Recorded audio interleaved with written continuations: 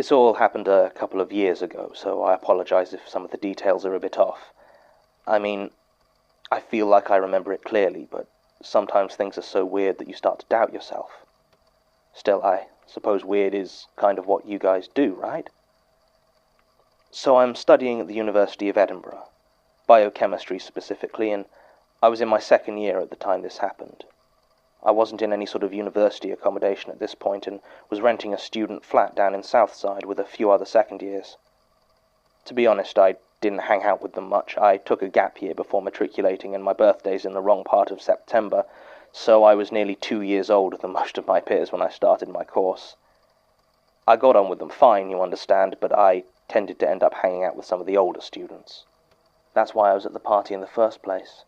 Michael Macaulay, a good friend of mine, had just been accepted to do a master's degree in Earth Sciences, so we decided a celebration was in order.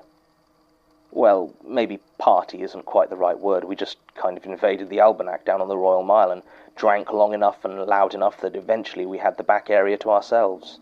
Now, I don't know how well you know the drinking holes of Edinburgh, but the Almanac has a wide selection of some excellent single malts, and I may have slightly overindulged.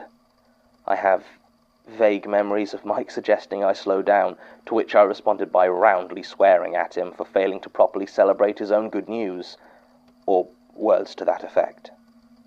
Long story short, I was violently ill around midnight and made the decision to walk the route home. It wasn't far to my flat, maybe half an hour if I'd been sober, and the night was cool enough that I remember having a hope that the chill would perk me up some. I headed for the Cowgate, and the quickest way to get there from the Royal Mile is down Old Fish Market Close. Now, I'm sure you don't need me to tell you that there are some steep hills in Edinburgh, but Old Fish Market Close is exceptional, even by those standards. At times it must reach a 30 or 40 degree angle, which is hard enough to navigate when you don't have that much scotch inside you. As I have mentioned, I had quite a lot, so it probably wasn't that surprising when I took a rather nasty tumble about halfway down the street.